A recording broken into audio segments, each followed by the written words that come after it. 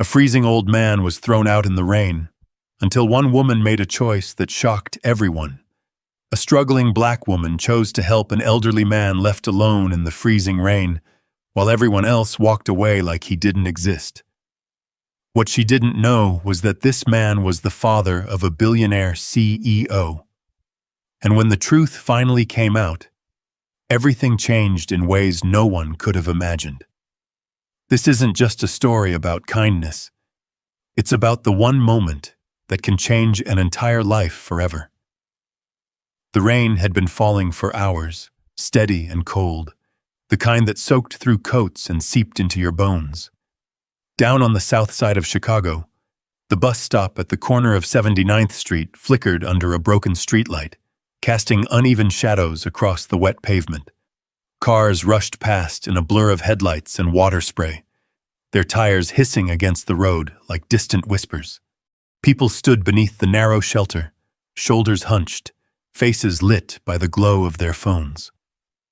No one spoke. No one looked up. It was the kind of place where everyone minded their own business, where eye contact was something you avoided, not offered. And just beyond the shelter, half in the rain, stood an old man. He looked out of place the moment you saw him, not because he was loud or causing trouble, but because he wasn't. He stood quietly, almost too still, like he didn't want to disturb the air around him. His coat was thin, soaked through, clinging to his frame. His hands trembled slightly as he clutched a small duffel bag close to his chest. Water dripped from the edge of his gray hair, running down the deep lines of his face. He was about 72, maybe older. His posture carried a kind of dignity that didn't match his situation. But tonight, that dignity was cracking under the weight of exhaustion. He reached into his pocket and pulled out his phone. The screen lit up weakly in the rain, and for a brief second, hope flickered in his tired eyes. He tapped at it carefully, trying to steady his shaking fingers. But before he could finish dialing, a sudden jolt of dizziness hit him. His hand slipped. The phone fell. It struck the concrete with a sharp, unforgiving crack, once, twice, before landing face down in a shallow puddle. The sound seemed louder than it should have been. A few people nearby glanced over, just for a second. Then they went right back to their screens. The old man bent down slowly, his knees stiff, his breath uneven. He picked up the phone with both hands and turned it over. The screen was shattered, dark. He pressed the power button once. Nothing. Again. Still nothing. A quiet panic spread across his face, subtle but unmistakable. He tapped the screen gently, like he was trying not to hurt it further. "Come on. Please," he whispered, his voice barely audible over the rain. No response. The phone was dead. For a moment he just stood there, holding it, as if it might come back to life if he waited long enough. Then reality settled in. That phone had been everything. The only number he had. The only way to reach his son. The only connection he had in a city that already felt too big, too loud, too unfamiliar. He looked up, scanning the faces under the shelter. People avoided his eyes almost instantly. One man shifted his body slightly, turning his back. A woman adjusted her headphones, pretending not to notice. The old man took a hesitant step forward. "Excuse me," he said softly, approaching a young professional in a dark coat. "I'm sorry. Could I use your phone? Just for a moment. I need to call my son." The man didn't even look up. "I'm busy," he muttered, stepping aside and walking away into the rain. The old man blinked, caught off guard. He nodded slowly, even though the man wasn't looking anymore. "Thank you anyway," he said quietly, more out of habit than expectation. He turned to a woman standing nearby. "Ma'am, please," he said, his voice trembling now. "My phone broke. I just need to make one call."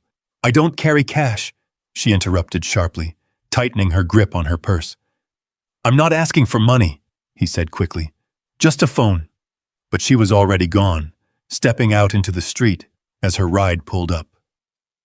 The rain grew heavier. The old man stood there, his shoulders sinking just a little more with each rejection. He tried again and again. Each time the same result. Excuses, avoidance, silence. At one point, a tall man in a security jacket approached him, his expression stern. "Sir," the guard said, glancing him up and down, "you can't be standing out here bothering people." "I'm not bothering anyone," the old man replied gently. "I just need help. My phone." "Then go inside somewhere," the guard cut him off. "You're making people uncomfortable." The words landed heavier than they should have. "I don't know where to go," the old man said, his voice barely holding together. "This is my first time here. My son was supposed to—" "Look," the guard sighed, clearly impatient. "You can't stay here all night. Either move along or I'll have to ask you to leave the area." Leave. The word echoed in the old man's mind. Leave. And go where? He looked out at the rain-soaked streets, at the endless flow of cars, at the unfamiliar buildings stretching into the distance. He didn't know this place. He didn't know anyone here, except one person. And now, he couldn't reach him. "I understand," he said quietly, lowering his head. The guard lingered for a second, then turned away, already losing interest. The old man stepped back, retreating to the edge of the shelter. Rain soaked him completely now, but he didn't seem to notice anymore. His grip tightened around the broken phone, as if it still held some kind of answer. Time passed. Minutes. Maybe longer. No one stopped. No one asked if he was okay. He was just another figure in the rain. Another problem no one wanted to deal with. But what no one saw, what no one even thought to imagine, was that this quiet, trembling man, ignored, dismissed, pushed aside, was the father of one of the most powerful CEOs in the country. A man whose name opened doors, a man whose influence reached across cities, a man who, at that very moment, had no idea his father was standing alone in the cold, slowly being erased by a world too busy to care. The rain kept falling. The buses came and went, and the old man remained where he was, waiting, hoping, for just one person to stop. Somewhere behind him, footsteps approached, then paused. For a moment, the old man didn't turn around. He had learned in the past hour alone that footsteps rarely meant help. Most of the time, they meant someone passing by, or someone deciding to walk the other way. But these footsteps didn't move. They stayed. The rain tapped steadily against the metal roof of the bus shelter, echoing in the quiet space between strangers. A car sped by, sending a wave of water splashing against the curb. Still, whoever stood behind him didn't leave. Slowly, the old man turned. Standing just a few feet away was a woman, her coat damp from the rain, her hair pulled back in a loose bun that had started to come undone. She looked to be in her early 30s, her posture tired but steady. Her skin was deep brown, glowing faintly under the flickering streetlight. She didn't look afraid. She didn't look annoyed. She just looked concerned. Her name was Danielle Brooks, and for a brief second, as their eyes met, something passed between them, something quiet, something unspoken. It wasn't pity, it wasn't suspicion, it was recognition. Not of who he was, but of how he felt. Danielle had just come off a double shift at a small diner 2 blocks down, a place that smelled like grease and burnt coffee even after you stepped outside. Her feet ached, her back was stiff, and her stomach had been empty for hours. She had skipped her break to cover for a coworker who never showed up. That wasn't new. What was new was the message she had received earlier that night. Rent due, no more extensions. It came from her landlord, a man who never smiled and never forgot $1. She had read the message 3 times while standing behind the counter, pretending to wipe it down while her chest tightened. She was already behind. And tomorrow might be the day she lost everything. So when she stepped out into the rain, all she wanted was to get home, close the door, and forget the world for a few hours. But then she saw him. At first, he was just another figure in the corner of her eye. Another person waiting for a bus that was probably late. Another tired face in a city full of them. But then she noticed the way people moved around him. Not past him. Around him. Like he was something to avoid. Like he didn't belong. And that was a look Danielle knew all too well. She had seen it in restaurants when customers refused to meet her eyes. She had seen it in job interviews that ended before they even began. She had seen it in landlords who decided, without saying it out loud, that she was a risk. That look said one thing clear as day: "You're not worth my time." Danielle shifted her weight, watching from a distance as the old man tried, again, to speak to someone. She saw the hesitation in his movements, the careful way he chose his words, like he didn't want to inconvenience anyone. She saw the way they walked away anyway. Her jaw tightened. "Not my problem," a voice in her head whispered. She pulled her coat tighter and took a step toward the sidewalk, then stopped. Another voice, quieter but stronger, rose beneath it. "You've seen that look before." She closed her eyes for a second, just long enough for a memory to slip in. Standing outside an office building, resume in hand, while the receptionist said, "We'll call you." They never did. Sitting in a break room, hearing coworkers laugh about people who can't get their lives together. Sleeping on a friend's couch, telling herself it was temporary. Always temporary. Always one step away from falling. Danielle opened her eyes. The old man was bending down, struggling to steady himself as he picked up his broken phone again. His hands shook more now. His breathing looked uneven. He looked lost. Completely lost. Danielle let out a slow breath. "Don't get involved," someone muttered behind her, a man in a hoodie scrolling through his phone. "Dude's probably running a scam." She glanced at him. "A scam?" she repeated, her voice low. The man shrugged without looking up. "Happens all the time. Act helpless, get sympathy. Next thing you know, your wallet's gone." Danielle looked back at the old man. If it was an act, it was a good one. But something about it didn't feel rehearsed. It felt real. Too real. She stepped forward. The rain hit her face as she moved out from under the shelter. Her shoes splashed against the wet pavement, each step heavier than the last, not because of the distance, but because of the choice. Because once she stepped into this, there was no stepping back out.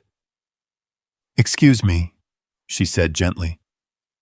The old man looked up, surprised. Up close, he looked even more worn down. His eyes were tired but alert. His face carried the kind of strain that didn't come from one bad day. It came from many. "I'm sorry," he said quickly, almost apologetically. "I didn't mean to bother anyone." "You're not bothering me," Danielle replied. That alone seemed to catch him off guard. She glanced at the phone in his hand. The screen was shattered beyond use. "What happened?" she asked. "It fell," he said, holding it up slightly. I was trying to call my son. I didn't see the step and..." His voice trailed off. Danielle nodded slowly. "You need to call him?" she asked. "Yes," he said. "He was supposed to pick me up, or someone he sent. I'm not sure. I don't know this city." There it was again. That quiet admission. I don't belong here. Danielle reached into her pocket and pulled out her phone. "Here," she said, holding it out. "You can use mine." The old man hesitated. "You don't have to. It's okay," she said firmly, placing it in his hand. "Go ahead." His fingers trembled as he took it. He looked down at the screen, then paused. I know the number," he said slowly. "At least, most of it." Danielle frowned slightly. "Most of it?" "I remember the beginning," he explained, his voice tightening. "But the last few digits, they're not coming to me." He tried anyway. He typed carefully, stopping after a few numbers. Then he deleted them. Tried again. Same result. "No," he whispered. "That's not right." He tried a third time. The call didn't go through. The old man closed his eyes briefly, his shoulders sagging just a little more. "I'm sorry," he said, handing the phone back. "I thought I could remember." Danielle took it, her mind racing. No phone, no number, no one coming. She looked around at the bus stop, at the people who had gone back to ignoring them completely. Then she looked back at him. "You eaten?" she asked. The question seemed to surprise him. "No," he said after a moment. "Not today." Danielle swallowed. Her own stomach tightened at the thought. She had exactly $12 in her pocket. 12. That was it. Enough for a cheap meal, or maybe half of what she still owed in rent. She glanced down the street, toward the diner she had just left. The neon sign buzzed faintly in the distance. Then she looked back at the man, at the rain dripping from his coat, at the way he held himself, like he was trying not to take up too much space. Danielle exhaled slowly. "Come on," she said. The old man blinked. "Where?" he asked. "I know a place," she replied, already turning toward the street. She took a few steps before realizing he hadn't moved. When she looked back, he was still standing there, unsure. "Are you sure?" he asked. Danielle met his eyes. "No," she said honestly. Then, after a beat, she added, "But I'm going anyway." The rain kept falling as she stepped forward, and after a moment, he followed. The rain softened just slightly as they crossed the street, though the wind still cut through Danielle's coat like it wasn't there at all. The neon sign of the diner flickered ahead, Rosie's Kitchen, buzzing low, casting a tired glow onto the wet sidewalk.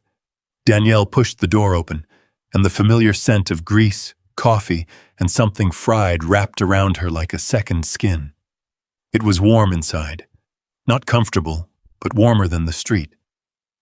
The old man stepped in behind her slowly, hesitating at the entrance as if he wasn't sure he was allowed to be there. A few heads turned. A couple sitting by the window glanced at him, then quickly looked away. A man at the counter frowned slightly, his eyes lingering a second too long. The kind of look Danielle had seen her whole life. Quick judgment, no questions asked. She ignored it. "Come on," she said quietly, guiding him toward a small booth in the corner. The vinyl seat creaked as he sat down, carefully lowering himself like his body might not hold up if he moved too fast.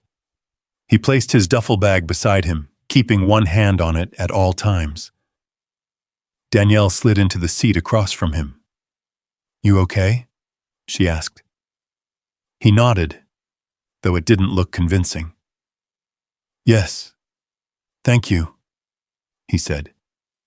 "This is very kind of you." Danielle gave a small shrug, but she didn't respond. Because kindness, lately, had been costing her more than she could afford. A waitress behind the counter, Tina, a woman in her late 40s who had worked there longer than anyone, looked up and immediately narrowed her eyes. "Danielle," she called out, "you off the clock." "I know," Danielle replied. Tina glanced toward the old man, then back at Danielle. "That ain't a shelter," she said under her breath, but loud enough to carry. Danielle's jaw tightened slightly. "He just needs something to eat," she said. Tina wiped her hands on her apron, unimpressed. Then he better be paying. Danielle didn't answer right away. She already knew how this would go. She reached into her pocket, fingers brushing against the folded bills she had counted twice before leaving work. $12. That was it. Rent was due. Food for tomorrow. Uncertain. And yet here she was. She pulled the money out anyway. I'll cover it, she said. Tina looked at her for a long moment, something between frustration and disbelief passing across her face. You always do this, Tina muttered. One day it's going to catch up to you. Danielle met her eyes. Maybe, she said quietly. Tina shook her head and grabbed a notepad. What'll it be? Danielle turned to the old man. What do you want? She asked. He hesitated again, clearly uncomfortable. Just something small, he said. Whatever is cheapest. Danielle looked at the menu, though she already knew it by heart. 2 plates, she said. Hot. And coffee. Tina raised an eyebrow. You eating too? Danielle didn't answer that either. Tina scribbled the order down and walked off. Silence settled between them for a moment. Outside, the rain tapped against the windows in a steady rhythm. Inside, a low hum of conversation and clinking dishes filled the space. The old man folded his hands together on the table. You didn't have to do this, he said. Danielle leaned back slightly. I know, she replied. But you did, he said. She looked at him for a second, then away. People didn't have to ignore you either, she said. But they did. That seemed to land somewhere deeper than either of them expected. The old man nodded slowly. I suppose that's true, he said. A pause. My name is Walter, he added after a moment. Danielle looked back at him. Danielle, she said. Walter gave a small, grateful nod. Thank you, Danielle. The way he said it, simple, sincere, felt different from the polite thank yous she heard every day at work. It wasn't automatic. It wasn't expected. It meant something. The food arrived a few minutes later. Steam rose from the plates, carrying the smell of eggs, toast, and fried potatoes. Tina set them down with a quiet clatter, then placed 2 cups of coffee beside them. Danielle slid one of the plates toward Walter. Eat, she said gently. He didn't argue. For a moment, he just looked at the food, like he was making sure it was real. Then he picked up his fork, his hands still slightly unsteady. He took a bite, then another. Slow at first, then a little faster. Danielle watched him quietly. She hadn't realized how hungry she was until the smell hit her again. Her stomach tightened, but she ignored it, wrapping her hands around the warm coffee instead. Walter noticed. You're not eating? He asked. I'm fine, she said quickly. He studied her for a second, then did something unexpected. He pushed his plate slightly toward the center of the table. Then we'll share, he said. Danielle blinked. That's your food, she replied. And you paid for it, he said calmly. Seems only fair. For a moment, she didn't move. Then, slowly, she reached for a piece of toast. They ate in quiet. Not awkward, just quiet. For the first time that night, the tension in Danielle's shoulders eased, if only a little. But it didn't last, because just as quickly as the warmth settled in, reality pushed its way back. The bell above the door jingled. Danielle glanced up, and her stomach dropped. Standing in the doorway, shaking rain from his coat, was Marcus, the night manager. He wasn't supposed to be there. His eyes scanned the room, then landed on her, then on Walter, and his expression hardened instantly. He walked over, slow and deliberate. Danielle, he said, his voice low but sharp. You working tonight? No, she replied. Then why are you here? He asked. She didn't answer. Marcus glanced at the table, at the half-eaten plates, at Walter's worn coat, at the bag by his side. This ain't a charity, he said flatly. He just needed, Danielle started. I don't care what he needed, Marcus cut in. You're bringing people in here off the street now? The words hit harder than they should have. Walter froze, his fork hovering mid-air. Danielle felt heat rise in her chest. He's not people, she said. He's a person. Marcus let out a short, humorless laugh. Yeah? And you planning to pay for every person that walks in now? Danielle didn't back down. I already paid, she said. Marcus leaned closer, lowering his voice. You're on thin ice as it is, he said. You miss one more shift, you're done. You understand me? She held his gaze. Yeah, she said. Good, he replied, straightening up. Then don't make this a habit. He turned and walked away, leaving a heavy silence behind him. Walter slowly set his fork down. I'm sorry, he said quietly. Danielle shook her head. You didn't do anything wrong, she replied. But because of me, no, she interrupted. Because of how people choose to see things. Another pause. The rain outside began to lighten. Walter looked down at his plate, then back at Danielle. You're risking a lot, he said. Danielle stared into her coffee for a moment. Yeah, she said softly. Then she looked up at him. But some things cost more if you don't do them. Walter didn't respond. He didn't have to. Because in that moment, they both knew this night wasn't going to end simply. And somewhere far away, in a city filled with glass towers and quiet power, a phone kept ringing into silence. While a man who controlled entire companies had no idea, his father was sitting in a small diner, being told he didn't belong. The words lingered in the air long after Marcus walked away. Walter kept his eyes on the table, his shoulders slightly hunched now, as if trying to shrink himself into the corner of the booth. The warmth of the diner no longer felt comforting. It felt temporary, conditional. Danielle noticed. She had seen that shift before. The moment someone realized they were no longer welcome. The moment warmth turned into something fragile.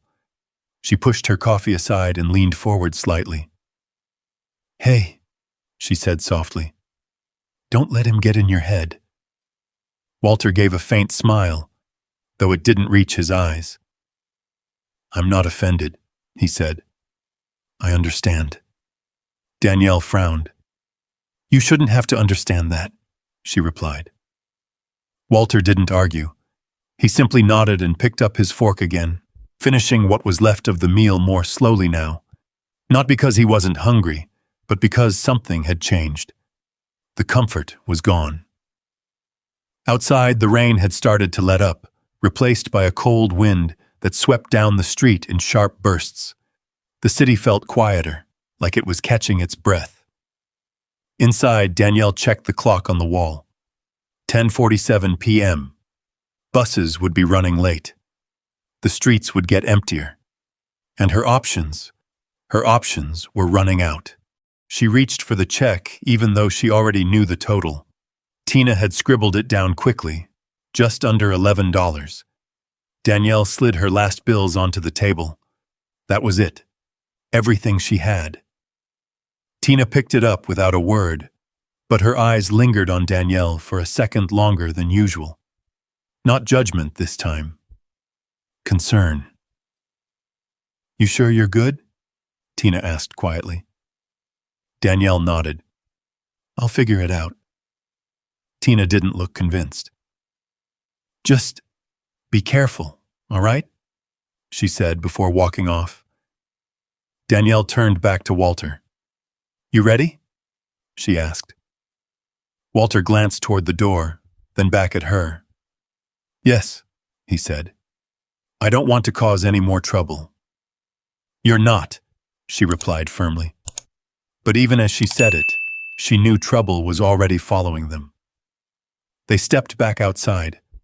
The rain had slowed to a light drizzle, but the cold hit harder now, biting through damp clothes. The streetlights reflected off the wet pavement, turning the road into a blur of gold and gray. Walter paused on the sidewalk, looking around as if trying to remember where he had come from. "Do you know where the driver might be waiting?" Danielle asked. Walter shook his head. "I was told to call when I arrived," he said. "I assumed he would tell me where to go." "And your son?" she asked. "You don't remember his number at all?" Walter hesitated. "I remember parts of it," he said, "but not enough." Danielle pressed her lips together. This wasn't good. Not even a little. She glanced down the street, then back at him. "You got anywhere to stay tonight?" she asked. Walter didn't answer right away. That told her everything. "No," he said finally. The word hung there, heavier than the cold air. Danielle looked away for a moment, staring at the empty bus stop across the street. The shelter was still there, still flickering, still waiting. She could leave him there. Someone else might come along. Maybe. Or maybe not. Her mind raced through the possibilities. She could go home, lock her door, pretend none of this happened. She could protect what little she had left. She should. That would be the smart thing to do. But then she pictured him sitting alone under that broken light, holding a dead phone, waiting for someone who might never come. She exhaled slowly. "You can't stay out here," she said. Walter looked at her, surprised. "I don't want to impose." "You're not imposing," she cut in. "You're sick, you don't know the city, and it's freezing." "I've been through worse," he said quietly. Danielle shook her head. "Not tonight, you're not." Walter studied her for a moment, as if trying to understand why she was still standing there. "Why are you doing this?" he asked. The question caught her off guard. She opened her mouth, then closed it again. Because she didn't have a simple answer. Because the truth was messy. Because part of her didn't even understand it herself. She shrugged. "Because no one else did," she said. Walter's gaze softened slightly. "That's not a small reason," he replied. Danielle looked down at the ground, then back up at him. "I don't have much," she said. "Just so you know." "I'm not expecting anything," he said. "That's not what I mean," she said. "I mean, where I live. It's not—" She paused, searching for the right word. "It's not much." Walter gave a small, almost amused smile. "I grew up on a farm," he said. "I don't need much." That made her pause. There was something in the way he said it. Not defensive, not proud, just honest. She nodded once. "All right then," she said. They started walking. The streets grew quieter with each block, the noise of traffic fading into the distance. Storefronts were closed, metal gates pulled down, neon signs dimmed to a tired glow. Danielle kept a steady pace, though she slowed slightly whenever Walter lagged behind. His steps were careful, uneven at times, like his body was struggling to keep up with his will. "You okay?" she asked again. "I will be," he said. But a few steps later, he stopped. Danielle turned. Walter had one hand pressed lightly against his chest, his breathing shallow. "Hey," she said, stepping closer. "What's wrong?" "It's nothing," he said quickly. "Just a bit dizzy." "That's not nothing," she replied. He tried to straighten up, but his legs didn't fully cooperate. Danielle reached out instinctively, steadying him by the arm. "Easy," she said. "Don't push it." Walter closed his eyes for a moment, focusing on his breathing. I usually take medication, he said, after I eat. Danielle's stomach dropped. You didn't take it? She asked. I couldn't, he said, not without food. She thought back to the diner. He had eaten. So take it now, she said. It's in my bag, he replied. Danielle didn't hesitate. Then we're not going anywhere until you do.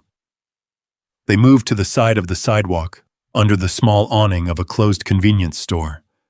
The metal gate rattled slightly in the wind as Walter carefully opened his duffel bag. Inside, everything was neatly arranged, clothes folded, a small pouch, a bottle of pills. He took it out with steady hands, though his fingers still trembled slightly. Danielle watched as he swallowed the medication with a small bottle of water he pulled from the bag. They waited. A minute. Then another. Walter's breathing began to slow. His shoulders relaxed just a fraction. That better? Danielle asked. Yes, he said softly. Thank you. She nodded. Come on, she said. We're close. They continued walking, and as they turned the final corner, a small apartment building came into view, old brick, chipped paint, a single flickering light above the entrance. Danielle slowed down. This was it. This was everything she had.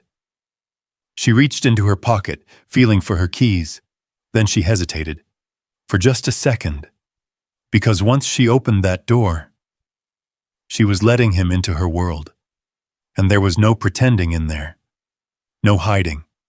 Just the truth of how little she had, and how much she was risking. She glanced at Walter. He stood quietly beside her, waiting, not asking, not pushing, just trusting. Danielle took a breath. Then she unlocked the door. Welcome to my place, she said, and as they stepped inside, neither of them knew that this small decision was about to change both of their lives forever. The hallway smelled faintly of damp carpet and old paint. A single bulb flickered overhead, casting long shadows that stretched across the narrow corridor. Somewhere down the hall, a television played too loudly, voices muffled behind a thin door. Pipes rattled softly in the walls, like the building itself was tired. Danielle stepped inside first, shaking the rain from her coat, before closing the door behind them. The lock clicked with a hollow sound that echoed longer than it should have. For a second, neither of them spoke. Walter stood just inside the doorway, taking in the space. It was small, smaller than he expected. A single room with a narrow bed pushed against the wall, a worn couch that had seen better years, and a small kitchenette tucked into the corner. A lamp cast a soft yellow glow over everything, barely enough to chase away the shadows. But it was clean, organized. Everything had its place. Danielle noticed him looking around and felt something tighten in her chest. I told you, she said quietly. It's not much. Walter turned back to her. It's more than enough, he replied, and the way he said it didn't feel polite. It felt real. Danielle nodded, though she didn't fully believe him. Sit, she said, gesturing toward the couch. Take it easy. Walter moved slowly, lowering himself down with care. He kept one hand on his duffel bag, setting it beside him like it was something he couldn't afford to lose. Danielle slipped off her shoes near the door and crossed the room, grabbing a folded blanket from the back of a chair. Here, she said, handing it to him. You're still cold. Walter hesitated. You don't have to. Just take it, she said. He did. The blanket looked too thin to make much difference, but he wrapped it around his shoulders anyway, pulling it close. The warmth, however small, seemed to settle into him slowly. Danielle moved into the kitchenette, opening a cabinet and pulling out a glass. She filled it with water from the tap, then placed it on the small table in front of him. In case you need it, she said. Walter nodded. Thank you. She leaned against the counter for a moment, watching him. Up close, under steady light, he looked even older than before. The lines in his face were deeper. His skin carried a faint grayness that hadn't been as visible under the streetlights. He was still holding himself together, but barely. "You sure you're okay?" she asked again. Walter gave a small, tired smile. "I've been better," he admitted. Danielle crossed her arms, thinking. "You said you usually take your medication after eating," she said. "Did you bring enough with you?" Walter glanced toward his bag. "Yes," he said, "for a few days." "And after that?" she asked. He didn't answer right away. "I was supposed to see my son," he said. He arranged for treatment." Danielle nodded slowly. "Right," she said. "Your son." There was something about the way he said it earlier that stuck with her. Not just concern, something deeper. "Where is he?" she asked. "In the city," Walter replied. "Or, he was. He travels often." "What does he do?" she asked. Walter paused. For just a second. Then he smiled faintly. "He works in business," he said. Danielle raised an eyebrow slightly. "That's a big answer." Walter let out a quiet breath, almost amused. "Yes," he said. "I suppose it is." She studied him for a moment, but didn't push. Everyone had their reasons for holding things back. She knew that better than anyone. "All right," she said. "Well, tomorrow we'll figure out your phone. There's a repair shop a few blocks from here." Walter nodded. "That would help," he said. Silence settled again, but this time it wasn't as heavy. Danielle walked over to the bed and sat down, resting her elbows on her knees. The room felt smaller now with two people in it. The air warmer, quieter. "You can take the bed," she said. Walter looked up quickly. "No," he said. "Absolutely not." "You're not sleeping on that couch," she replied. "It's barely holding together." "I've slept in worse places," he said. "And tonight, you're not," she shot back. Walter met her gaze. There was no arguing with it. He sighed softly. "I don't want to take your space," he said. Danielle shrugged. "It's just a bed," she said. "We'll figure it out." Another pause. Walter looked down at his hands. "You've done more than enough already," he said quietly. Danielle leaned back slightly, her expression softening. "Maybe," she said, "but stopping halfway doesn't really count." Walter didn't respond, but something in his expression shifted, something deeper than gratitude, something closer to respect. Danielle stood up and grabbed a pillow from the bed, tossing it lightly onto the couch. "I'll take this," she said. "Don't worry about me." Walter watched her for a moment. "You remind me of someone," he said. Danielle glanced over. "Yeah?" she asked. "My wife," he said. That caught her off guard. "She passed a few years ago," he added, his voice steady but quieter now. "She used to say, 'If you see someone struggling and you can help, you don't wait. You just do it.'" Danielle didn't speak.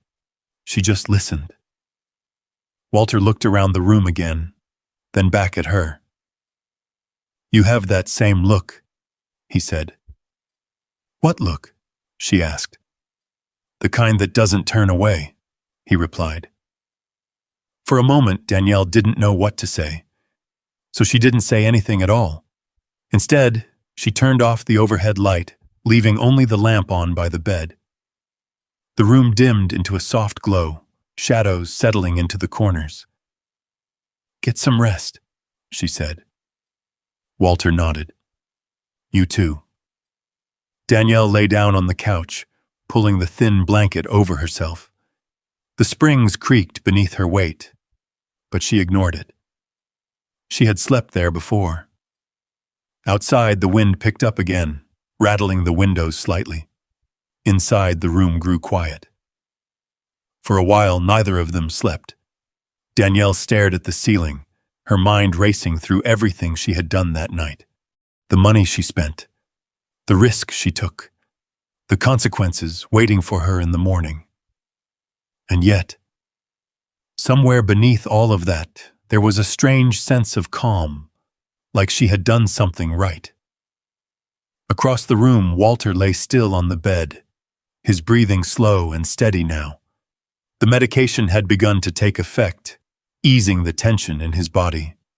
But his mind was elsewhere, on his son, on the missed calls, on the hours that had passed, and on the woman in the next room, who had nothing, but gave anyway.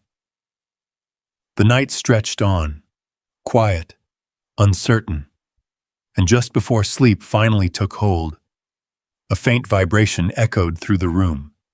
Danielle's eyes opened. Her phone. She reached for it, squinting at the screen in the dim light. Unknown number. She hesitated, then answered. Hello? There was a pause on the other end. Then a voice. Sharp. Controlled. Urgent. Who is this? The man asked. Danielle sat up slowly. Who's asking? She replied. Another pause, then, where is my father? The voice on the other end wasn't just worried.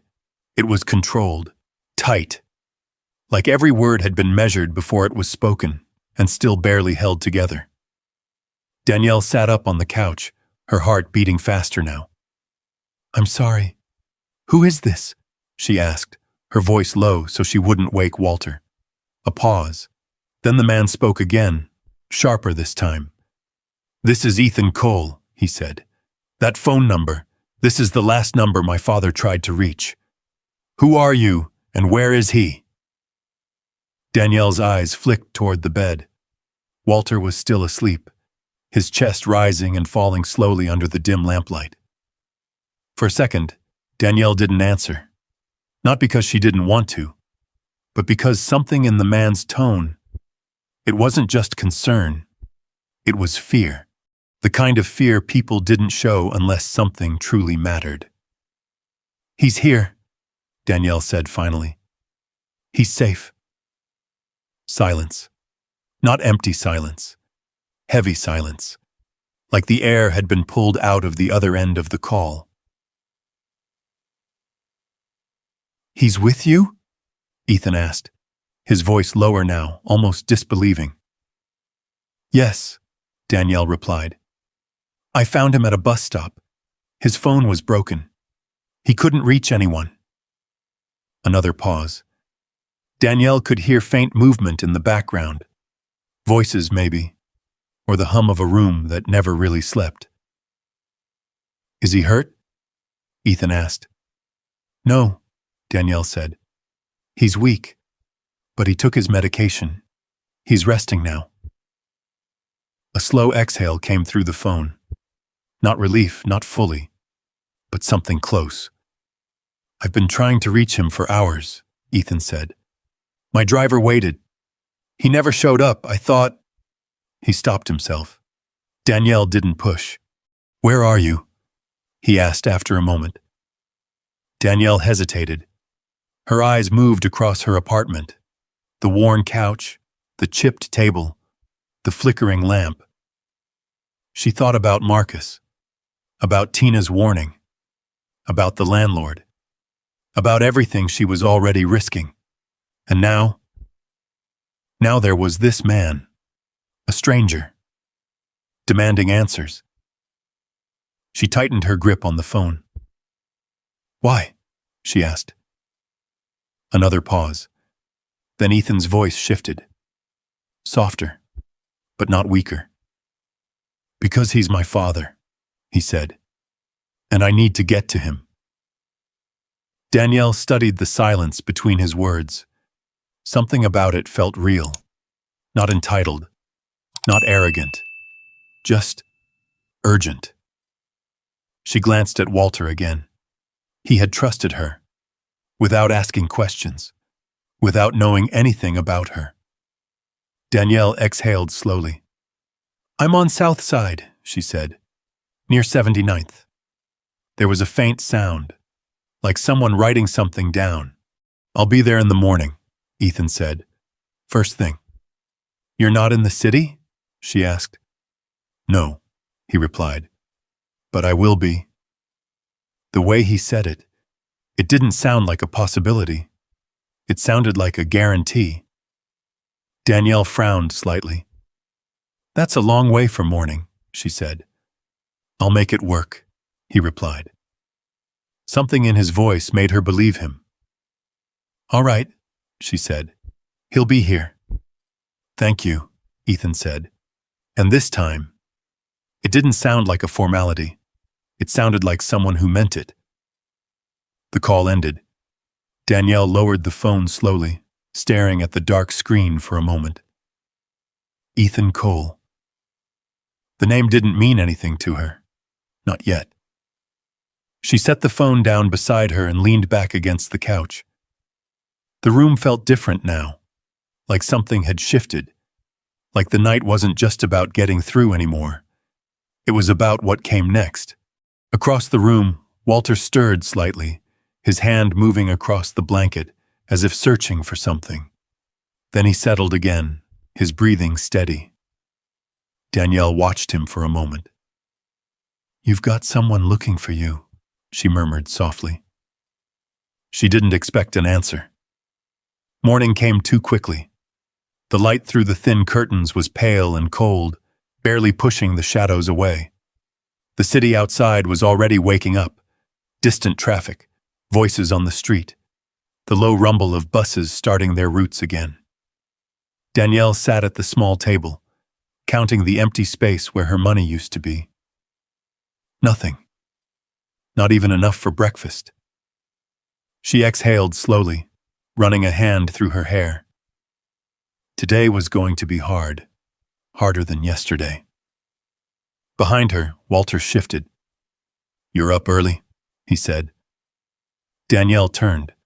He was sitting up on the bed now, looking a little better than the night before, but not by much.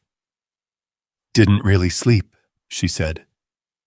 Walter nodded, like he understood that more than she said out loud. "How are you feeling?" she asked. "Stronger," he said. "Thanks to you." Danielle gave a small shrug. "You ate, took your meds. That's what matters." Walter studied her for a moment. "You look worried," he said. Danielle let out a short breath. "Just thinking," she replied. "About what?" he asked. She hesitated. Then, "Your son called," she said. Walter froze. "My son?" he repeated. "Yeah," Danielle said. "Said his name's Ethan. He's coming this morning." Walter's eyes widened slightly. He called you?" he asked. "Yeah," she said. "From my phone. Must have been the last number you tried." Walter leaned back slightly, absorbing that. For a moment he looked relieved. Then, something else crept in. Something heavier. "I didn't want to trouble him," he said quietly. Danielle frowned. "You weren't troubling him," she replied. "You were stranded." Walter shook his head slowly. "He has responsibilities," he said. "Important ones." "And you're his father," Danielle said firmly.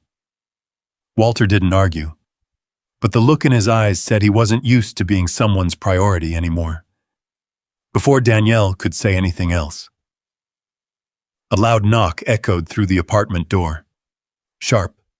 Sudden. Danielle's body tensed instantly. Another knock. Harder this time. "Danielle!" a voice called from outside. Her stomach dropped. She knew that voice. "Marcus, no!" Worse. Her landlord. Walter looked at her, confused. You expecting someone? He asked. Danielle didn't answer. The knock came again, louder now, rattling the thin door. Danielle, I know you're in there, the man shouted. Open up. Danielle stood slowly, her pulse quickening. This is not a good time, she muttered under her breath. Walter began to push himself up. Maybe I should… No, she said quickly. Just stay there. The knocking didn't stop. It turned into pounding. Open the door, or I'm opening it myself. Danielle walked toward the door, each step heavier than the last. She knew exactly what this was, and she knew she wasn't ready for it. But she didn't have a choice. Her hand reached for the lock, paused, then turned. The door opened, and standing there was the man who could take everything from her. Mr. Harris filled the doorway like he owned the building, which in a way he did. Mid-50s, thick coat, eyes sharp and impatient, he carried himself like every second spent talking was a loss. His gaze swept past Danielle and landed inside the apartment. On Walter. His expression changed instantly. What's this? He said, his voice cold. Danielle stepped forward slightly, blocking part of the view. It's not what it looks like, she said. Mr. Harris let out a short, humorless laugh. Looks like you've got someone staying here, he replied. That's exactly what it looks like. Walter shifted on the bed, trying to sit up straighter, his presence suddenly heavy in the small room. He started, but Danielle cut in quickly. He's leaving, she said. He just needed a place to rest. Mr. Harris's eyes narrowed. You behind on rent, he said flatly. And now you running a motel? Danielle's jaw tightened. I told you I'd have it, she said. Just give me a little more time. I already gave you time, he snapped. That was yesterday. The words hit like a door slamming shut. Walter looked between them, the tension clear even without understanding every detail. Sir, Walter said carefully, I don't mean to cause any trouble. This ain't about you. Mr. Harris cut him off without even looking at him. Then his eyes returned to Danielle. You got until noon, he said. After that, I'm changing the locks. Danielle felt something drop inside her chest. Noon, she repeated. That's a few hours. That's more than you had yesterday, he replied. The room felt smaller now, air tighter. Walter slowly pushed himself up, his body still weak but determined. I can leave, he said quietly. I don't want to be the reason you lose your home. Danielle turned to him sharply. No, she said. You're not going anywhere like this. Mr. Harris shook his head. You don't get it, he said. She's already losing it. Danielle stepped forward. Please, she said, her voice steady but strained. Just one more day. Mr. Harris stared at her for a long moment. Then, no. Just that. Simple. Final. He stepped back from the door. Noon, he repeated. After that, I don't care who's in here. You're both out. And with that, he turned and walked away, his footsteps echoing down the hallway. The door remained open for a second longer. Then Danielle slowly closed it. The click of the lock sounded louder than anything else in the room. Silence followed. Heavy. Walter sat on the edge of the bed, his hands resting on his knees. I'm sorry, he said again, softer this time. Danielle leaned against the door, closing her eyes briefly. You didn't do anything, she said. But because of me, because of life, she interrupted, pushing herself upright. This was coming whether you were here or not. Walter didn't look convinced. Danielle crossed the room, grabbing her jacket. I'm going to the repair shop, she said. We need your phone working. That's the fastest way to fix this. Walter nodded slowly. I can come with you, he offered. You can barely stand, she replied. Stay here. Rest. He hesitated. What if he comes back? Walter asked. Danielle paused. For a second, she didn't have an answer. Then she looked at him. Then you tell him I'll be back before noon, she said, and that we're not giving up that easy. Walter held her gaze. There was something different in her now. Not just kindness, something stronger. Determination. He nodded. All right, he said. Danielle grabbed the broken phone from the table, slipping it into her pocket. I won't be long, she added. Then she stepped out into the hallway. The air outside felt colder than before. Or maybe it was just everything pressing down on her at once. She moved quickly down the stairs, her mind racing. No money, no time, and everything on the line. Outside, the sky had turned a dull gray, clouds hanging low over the city. The streets were already alive again. Cars, buses, people moving like nothing had happened the night before. But for Danielle, everything had changed. She reached the repair shop just as the owner was unlocking the gate. Morning, he said, glancing at her. Morning, she replied, holding up the phone. I need this fixed, as fast as possible. He took it, turning it over in his hands. Screen shattered, water damage. He let out a low whistle. This ain't a quick fix, he said. I don't need perfect, Danielle said. I just need it to turn on. The man looked at her, then at the phone again. Gonna cost you, he said. Danielle swallowed. How much? He named the price. Her stomach dropped. It was more than she had expected, more than she could afford. For a moment, she just stood there, thinking, calculating. There was nothing left to calculate. She reached into her pocket anyway, pulled out the last few bills she had managed to save from loose change in her drawer. It wasn't enough. She knew it. He knew it. She placed it on the counter anyway. It's all I've got, she said. The man stared at the money, then at her, then back at the phone. You serious? He asked. Danielle didn't look away. Yes. A long pause. Then the man sighed. You gonna wait? He asked. I don't have a choice, she said. He nodded once. All right, he said. Give me an hour. Danielle exhaled slowly. Thank you. She stepped back outside, sitting on the small bench near the shop. The wind brushed past her, carrying the smell of the city, coffee, asphalt, something distant cooking. Her hands rested in her lap. Still, for the first time since last night, she had nothing left to give, and everything still at risk. Back in the apartment, Walter sat quietly, staring at the door. The room felt different without her. Quieter, colder. He looked around again. The small space, the worn furniture, the simple life she lived. And yet, she had given him more than anyone else had, without knowing who he was, without expecting anything in return. He closed his eyes for a moment. Somewhere deep inside, something shifted. And far away, miles beyond the south side, a black SUV sped down the highway. Inside it, Ethan Cole sat forward in his seat, his phone clenched tightly in his hand. Faster, he said. The driver didn't respond. He didn't need to, because everyone in that car already knew.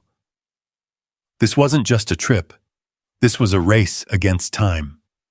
And none of them knew how close everything was to falling apart. The hour moved slower than it should have. Danielle sat on the cold metal bench outside the repair shop, her elbows resting on her knees, hands clasped tightly together. Every passing car sounded louder than usual. Every minute that ticked by felt heavier. She checked the time. 10:08 a.m. Less than 2 hours. Her landlord's voice echoed in her mind. Noon. The word didn't just sound like a deadline. It sounded like an ending. Inside the shop, she could hear faint movements, tools clinking, a low hum of equipment, the repairman working through the damage. That broken phone had become more than just a device now. It was a lifeline. Walter's only connection. Her only chance to fix everything before it all collapsed. She leaned back slightly, staring at the gray sky above. "How did I get here?" she muttered under her breath. But she knew the answer. She had stepped forward, when everyone else stepped away. And now she had to see it through. Across the city, miles away from the worn-down streets of the South Side, black SUVs cut through traffic with precision. Their windows were tinted dark, their engines quiet but powerful. Inside the lead vehicle, Ethan Cole stared straight ahead. His reflection stared back at him in the glass. Sharp suit, tired eyes. A man used to control, used to answers, used to things going exactly as planned. But today, none of that applied. "ETA?" he asked. 40 minutes, the driver replied without looking back. Ethan checked his watch. Too long. Everything about this felt too long. He leaned forward slightly, his voice tightening. "Make it 30. The driver nodded. Outside, the city blurred past. Steel, concrete. People moving through their day without knowing how close one life had come to disappearing into nothing. Ethan's grip tightened around his phone. He replayed the call in his mind. He's here. He's safe. Safe. The word should have calmed him, but it didn't. Because he had heard something else beneath it. Struggle. Risk. And something that unsettled him more than anything else. A stranger had done what no one else did, and he didn't know why. Back at the apartment, Walter sat alone.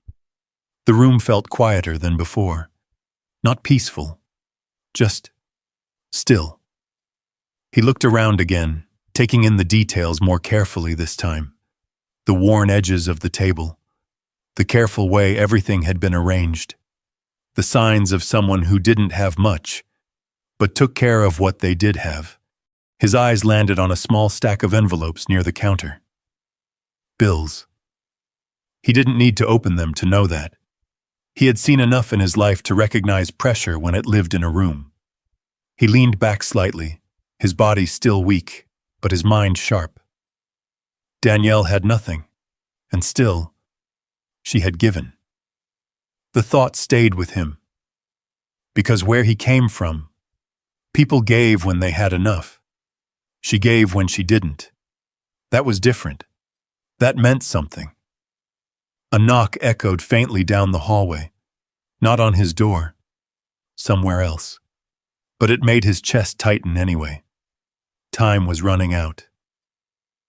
Back at the repair shop, Danielle leaned forward as the door opened. The repairman stepped out, wiping his hands on a rag.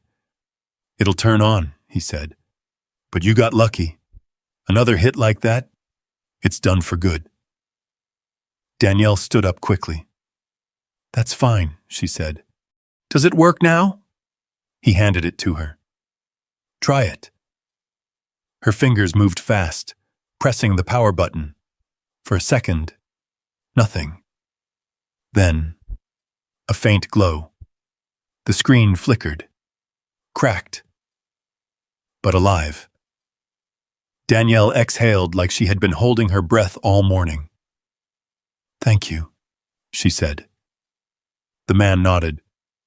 "Next time, don't wait this long," he said. "Phones like this, they don't like being ignored." Danielle gave a small, tired smile. "Yeah," she said. "I'll remember that." She turned and stepped back out onto the street, the phone warm in her hand. It wasn't just a phone anymore. It was time. A chance. She dialed the last number that had called her. It rang once, twice, then. "Hello?" Ethan's voice came through immediately. "It's Danielle," she said. "The phone's working now." A pause. Then relief, clear and sharp. "Put him on," Ethan said. "I'm heading back now," she replied. "Give me 10 minutes. I'll be there in 20, he said. Danielle frowned slightly. "You said 40. "I changed that," he replied. She almost smiled. "All right," she said. "We'll be ready." The call ended. Danielle started walking faster. The streets blurred around her as her pace picked up. Every step felt like it mattered now, like everything was aligning toward something she couldn't quite see yet. But something still didn't sit right. Her chest tightened as she turned the final corner toward her building. The front door was open. That wasn't normal. Her steps slowed, then quickened again. She pushed inside. The hallway felt different, louder. Voices. Her heart started pounding. She reached her door. It was open, wide. Her stomach dropped. "Walter!" she called out. No answer. She stepped inside and froze. Mr. Harris stood near the window, arms crossed. 2 maintenance men were already inside. And Walter. Walter was standing near the bed, unsteady, trying to hold his balance. "What's going on?" Danielle demanded. Mr. Harris turned slowly. "You missed your deadline," he said. Danielle's chest tightened. "It's not noon yet," she said. Mr. Harris glanced at his watch. "Close enough," he replied. "That's not what you said," she snapped. He didn't answer. He didn't have to. Because in that moment, it wasn't about time anymore. It was about control. Walter took a step forward. "Please," he said. "There's no need for this. We'll leave." Danielle turned to him. "No," she said firmly. But even as she said it, she could feel everything slipping. Everything she had tried to hold together.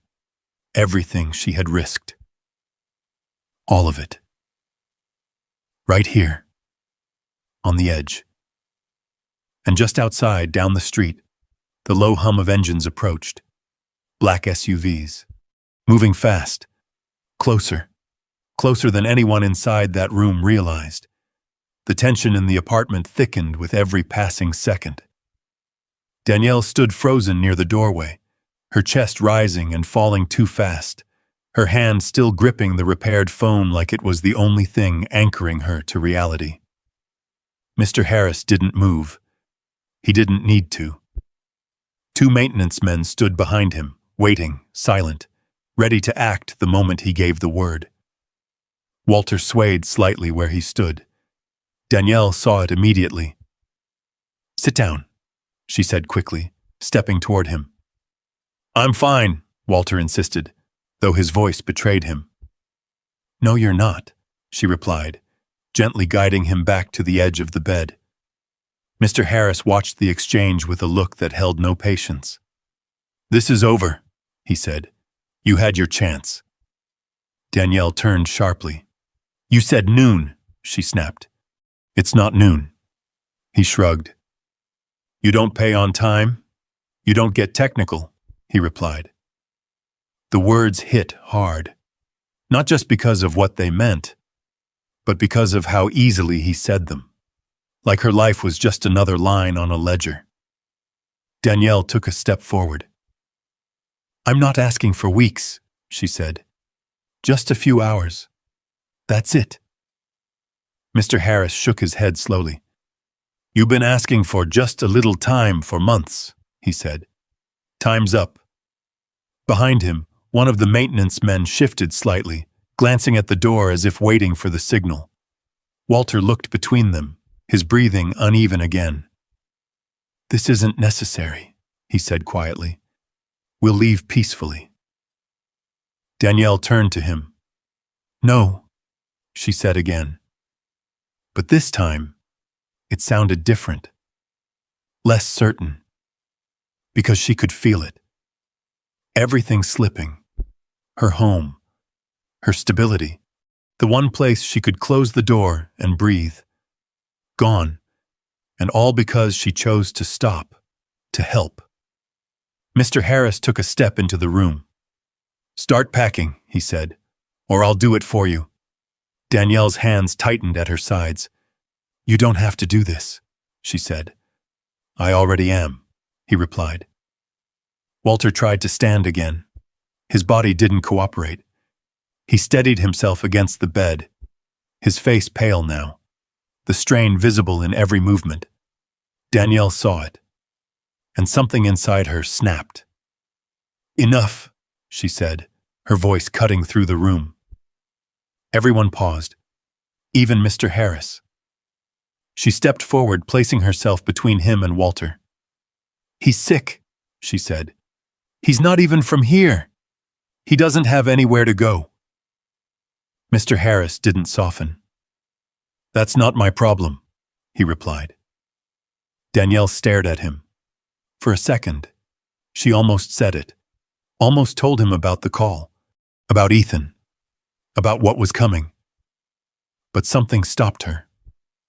Because right now, she didn't have proof, just words, and words didn't matter to men like him. Behind her, Walter spoke again. "Danielle," he said quietly, "let it go." She didn't turn. "No," she said. Walter's voice softened. "You've done more than enough," he said. "You don't have to lose everything because of me."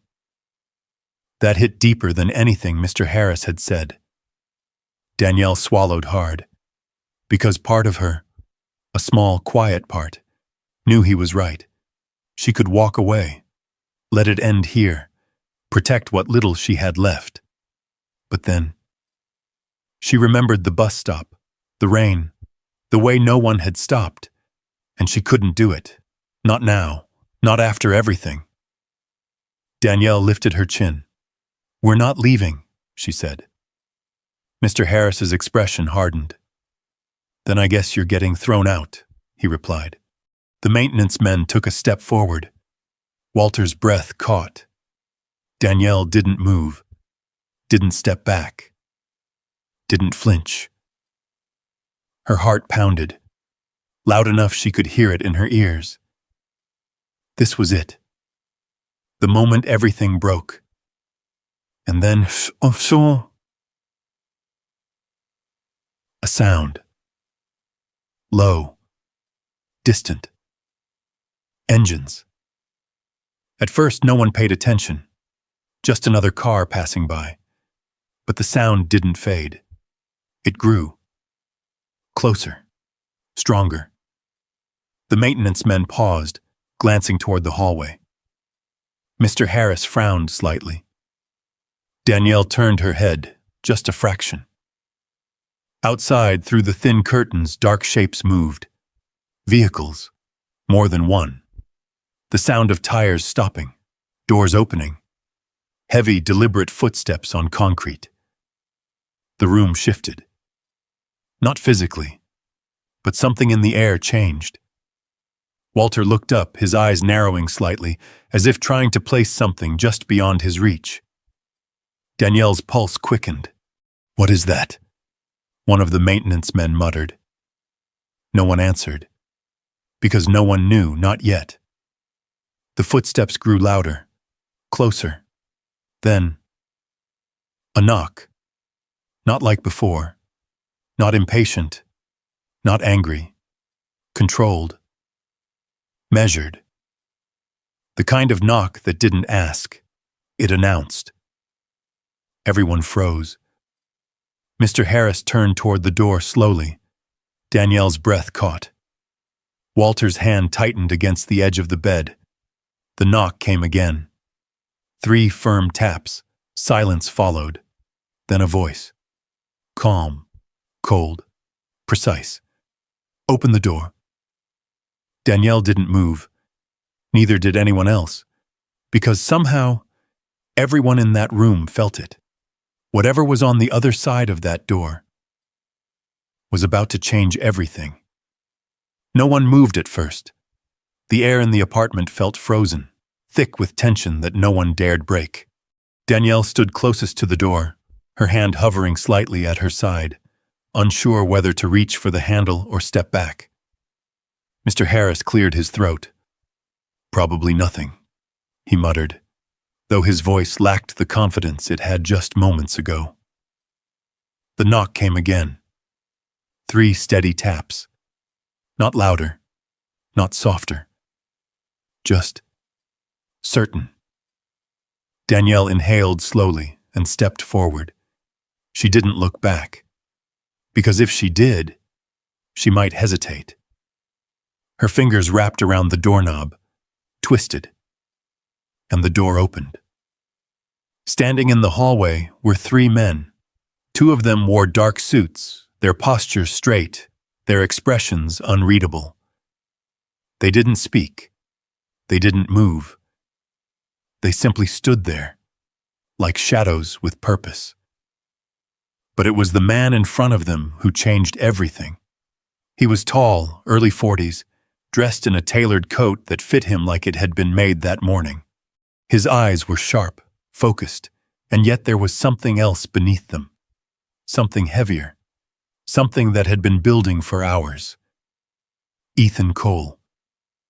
Danielle didn't know the name yet, but she felt the presence. The room behind her went silent, completely. Ethan's gaze moved past her, not slowly, not curiously, directly, like he already knew what he was looking for. His eyes landed on Walter, and for the first time since he had arrived, he stopped breathing. "Dad." The word came out low, almost like it had been pulled from somewhere deep inside him. Walter looked up. For a moment, confusion crossed his face, then recognition. "My son," he said, his voice barely holding together. Everything shifted. Ethan stepped inside without waiting. The 2 men behind him remained at the doorway, silent, watchful. Walter tried to stand. His body resisted. But Ethan was already there. He crossed the room in seconds, dropping to one knee beside the bed, his hands steadying his father before he could fall. "I've got you," Ethan said, his voice tight now, controlled but cracking at the edges. Walter placed a weak hand on his shoulder. "You came," he said. Ethan let out a breath he hadn't realized he was holding. "Of course I came," he replied. "I should have been there yesterday." Walter shook his head slightly. "No," he said. "You had work. I didn't want to trouble you." Ethan's jaw tightened. "Trouble me?" he repeated softly. His eyes flicked over his father's condition. The pale skin, the unsteady hands, the exhaustion written into every movement. Then his gaze shifted to the room, the worn couch, the cracked table, the thin blanket. And finally, to Danielle. She stood near the door, still holding it open, unsure whether to step forward or disappear entirely. Ethan looked at her for a long second. Something passed through his expression. Not judgment, not suspicion, recognition.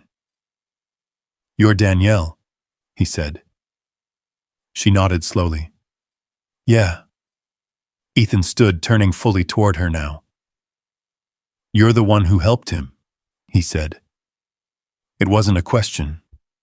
It was a fact. Danielle shrugged slightly, uncomfortable under the weight of the moment. "I just didn't want him out there alone," she said. Behind her, Mr. Harris shifted. "This is a private property situation," he said, trying to regain control. "I don't know who you are, but—" Ethan didn't even look at him. Not at first. Instead, he kept his eyes on Danielle.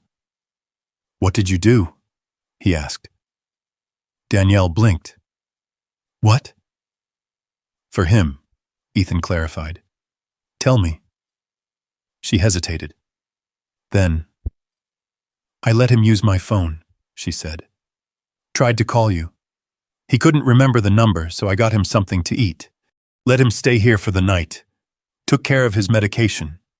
She paused. That's it. Ethan stared at her, not blinking, not moving, as if he was trying to measure something that couldn't be measured. Behind him, Mr. Harris spoke again, louder this time. I'm serious, he said. If this is about the lease, she's being evicted. I already gave her. Ethan turned, just slightly. That was all it took. The room went quiet again, because the look in his eyes now was different.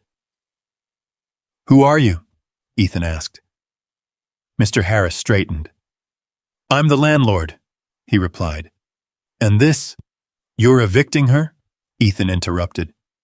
Mr. Harris hesitated. Yeah, he said. She's behind on rent, and she's got...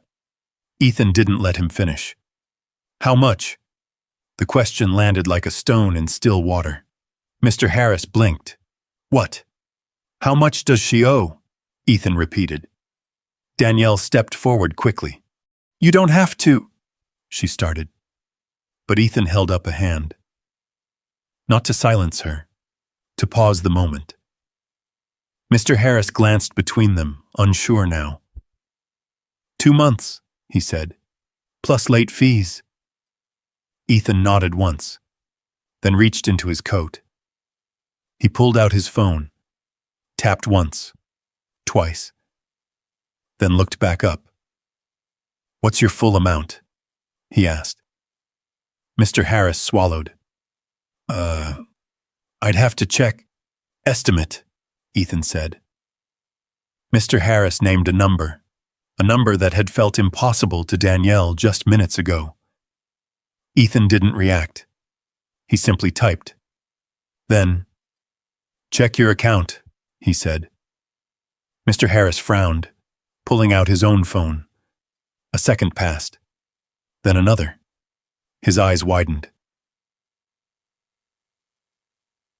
It's paid, he said slowly. Silence. Heavy. Real. Danielle stared at Ethan. You didn't have to do that, she said. Ethan looked at her, and for the first time, there was something in his expression that hadn't been there before. Respect. You didn't have to help him, he replied. The words settled into the room, deep, final. Mr. Harris stood frozen, his authority gone, replaced by something smaller, something uncertain. Ethan turned back to his father, helping him sit more comfortably. We're getting you to the hospital, he said. Walter nodded, his strength fading again now that the tension had broken. Ethan glanced once more at Danielle. Pack whatever you need, he said. She frowned. For what? Ethan didn't answer right away, because even he wasn't sure yet. But one thing was clear. This wasn't over. Not even close, because what Danielle had done wasn't something he could walk away from. And as the men at the door stepped forward to assist, as the room shifted from conflict to movement, Danielle stood there, still trying to understand. How one night, one decision, had just changed everything. But not in the way Danielle expected. The room, once tight with tension, now felt suspended, like time itself had paused, waiting for something deeper to unfold. Walter sat on the edge of the bed, supported by Ethan, his breathing steadier now but still fragile. The two men, father and son, looked like they belonged to different worlds. And yet, in that moment, they were simply that. Father, son. Danielle stood a few steps away, her hands still at her sides, unsure where she fit in all of this. Because suddenly, she didn't. Ethan turned back toward her. The authority in his posture was still there, the quiet power that filled the room the moment he entered. But now, something else layered over it, something more human. "You stayed with him all night?" he asked. Danielle nodded. "Yeah." "You gave him your bed," he continued. She shrugged. "He needed it more." "You bought him food." "I had a few dollars left," she said. "It wasn't much." Ethan studied her, not just what she said, but how she said it. No pride, no expectation, just fact. "And when people told you to walk away?" he asked. Danielle let out a small breath. "I almost did," she admitted. That surprised him. She looked at Walter for a moment. "But I've been in that spot before," she added, "where people look at you like you don't matter, like you're a problem." Her voice didn't rise. It didn't need to, because the truth in it was louder than anything else. "I couldn't leave him there," she said. Silence settled again, but this time, it wasn't heavy. It was full. Ethan nodded slowly. "I know what it's like to lose control," he said, "to think you've handled everything, and then realize you missed the one thing that mattered most." He glanced at his father. Walter looked up at him, a quiet understanding passing between them. "I should have been there," Ethan said. Walter shook his head gently. "You're here now," he replied. That was enough. But Ethan didn't let it go. Because for him, it wasn't. He turned back to Danielle. "What you did," he said, then paused, searching for the right words. "It wasn't small." Danielle shifted slightly, uncomfortable. "I didn't do it for anything," she said. "I know," Ethan replied. And that was exactly why it mattered. Behind them, the two men in suits remained silent, but even they seemed to stand differently now. Less like enforcers, more like witnesses. Ethan stepped closer to Danielle. "Most people would have walked away," he said. "Most people did," she replied quietly. That hit harder than anything else, because it was true. Ethan let out a slow breath. "You saved him," he said. Danielle shook her head. "I didn't save him," she replied. "I just stayed." Ethan looked at her, and for the first time, he smiled. Not the kind of smile you give in meetings, not the kind you use to close deals. A real one. Small, but real. "Sometimes that's the same thing," he said.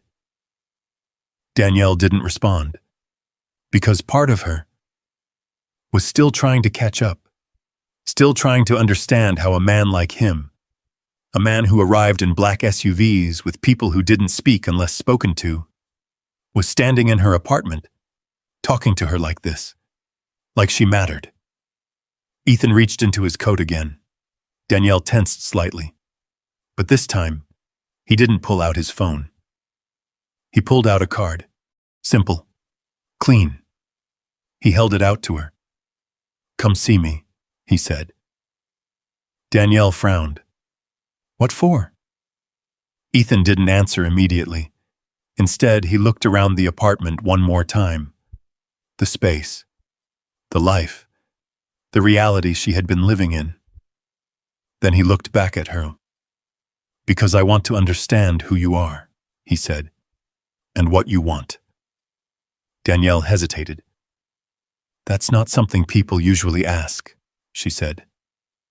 "I'm not most people," Ethan replied. That much was clear. She took the card slowly. Her fingers brushed against his for a second. It felt real. Not like a dream. Not like something that would disappear when she blinked. "I don't need a reward," she said. Ethan shook his head. "This isn't about a reward," he said.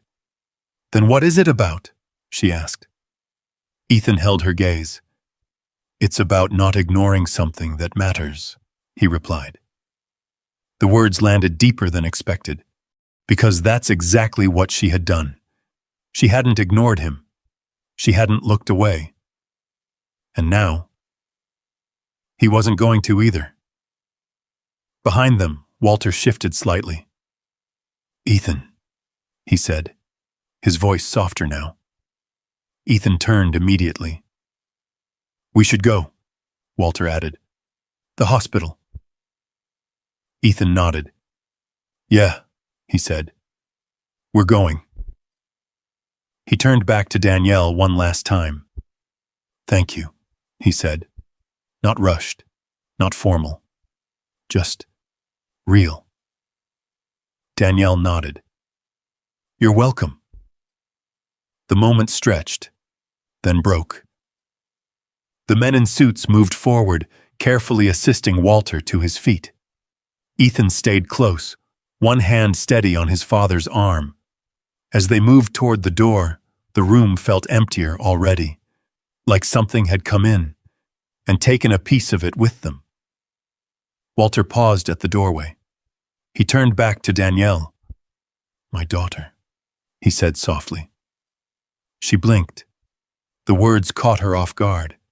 Thank you, he added, for seeing me when no one else did. Danielle swallowed. You're gonna be okay, she said. Walter smiled faintly. I believe that now, he replied. Then he stepped out into the hallway. Ethan followed. The door remained open for a second longer. Then slowly, it closed. Danielle stood there, alone again. The room looked the same, but it didn't feel the same. She looked down at the card in her hand, turned it over, read the name. Ethan Cole, CEO. The realization hit her slowly. Then all at once, her breath caught. Oh. The word barely escaped her lips. Because now she understood who he was, what this meant, and how close she had come to losing everything, only to find something else entirely.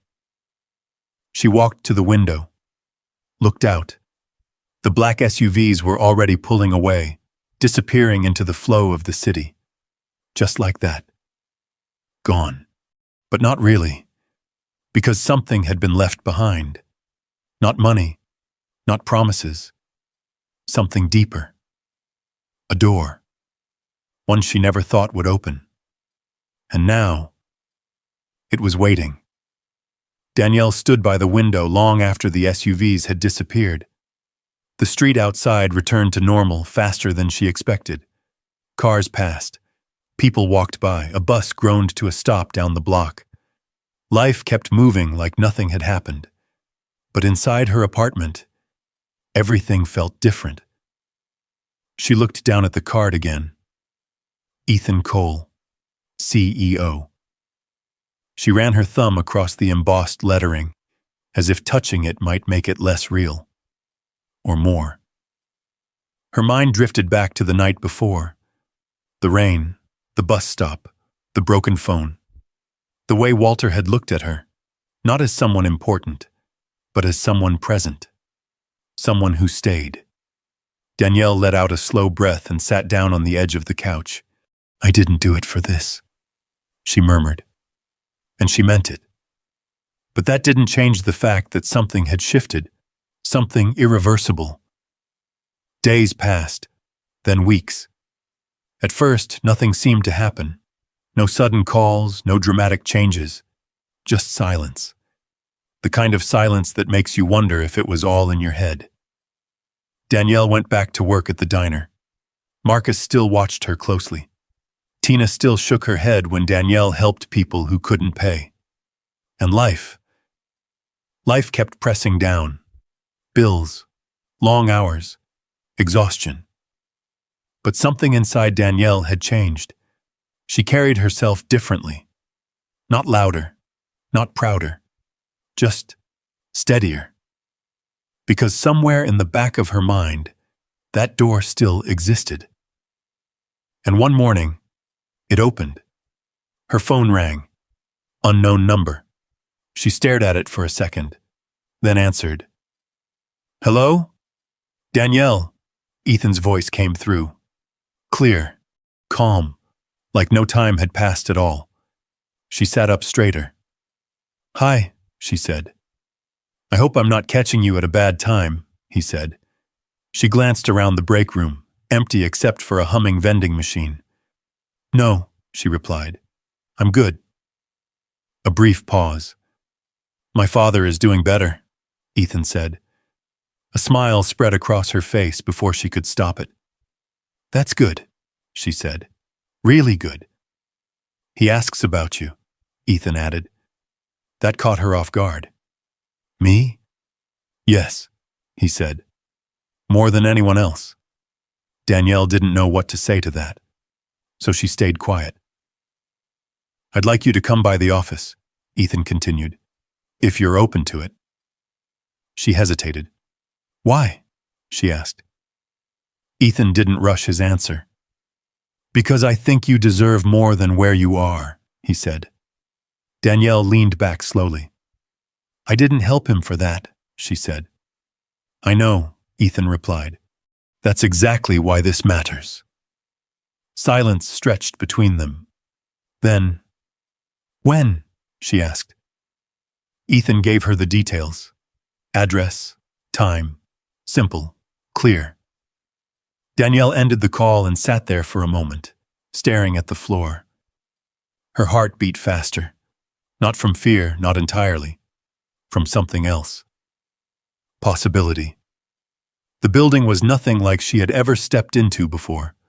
Glass walls, polished floors, people who moved with purpose, dressed like they had somewhere important to be. Danielle adjusted her jacket slightly as she stepped inside. For a second, she almost turned around, but then she remembered the bus stop, and she kept walking. Ethan's office was quiet, spacious, the kind of place where decisions got made. He stood when she entered, not out of obligation, out of respect. "Thank you for coming," he said. Danielle nodded. "Thanks for asking." They sat, and for a moment, neither spoke. Because this wasn't just a meeting, it was something else. Ethan leaned forward slightly. "My father told me everything," he said. Danielle smiled faintly. "He told me a lot too," she replied. Ethan studied her. "You didn't ask who he was?" he said. "No," she answered. "Why not?" She shrugged. "Didn't matter," she said. "He needed help." Ethan let that settle, then nodded. "That's rare," he said. Danielle didn't respond, because she wasn't sure it should be. Ethan leaned back. "Tell me about you," he said. She hesitated. Then, she told him. About the job she couldn't grow in. About the rent she could barely keep up with. About the ideas she had. Small at first, then bigger as she spoke. A food place. Something of her own. Something that felt like home. Ethan listened. Really listened. Not interrupting. Not judging. When she finished, the room felt quieter. "You've thought this through," he said. "I've had time," she replied. Ethan reached for a pen, wrote something down, then slid a paper across the table. Danielle looked at it, then froze. The number on the page, it didn't feel real. Her breath caught. "I can't take this," she said immediately. Ethan shook his head. "You're not taking it," he said. "You're building something with it." Danielle looked up at him. "I didn't earn this," she said. Ethan met her gaze. "You did," he replied. "Just not the way most people expect." Silence. Then, tears. Quiet. Unplanned. Danielle wiped them away quickly. "I don't even know what to say," she admitted. Ethan gave a small smile. "Then don't say anything," he said. "Just do something with it." And she did. Months turned into a year. The small idea became real, then bigger, then something people talked about. Danielle's restaurant opened in a neighborhood not far from where it all began. Warm lights, real food, a place where no one was turned away. She stood behind the counter one evening, watching people come and go. Laughter, conversation, life, and every now and then, she stepped outside, walked down the street, back to that same bus stop, the one where it all started. She would stand there for a moment, watching, waiting. And if she saw someone who looked lost, she didn't hesitate. She stepped forward, because she knew what it meant. One night, as she stood there, a bus pulled up. The doors opened, people stepped off, and for a brief second, she saw him again. Walter. Not really, just the memory of him, standing in the rain, waiting. Danielle smiled softly. "Someone will stop," she whispered. Then she turned and walked back toward the life she had built. Not because someone gave it to her, but because she chose to care. When no one else did. Danielle stepped forward in the rain, and because of that one moment, a man found his son, and she found a life she never thought was possible. This story isn't about luck. It's about the quiet courage to act when it would be easier to walk away. Sometimes, one small decision in the dark becomes the turning point that rewrites your entire future.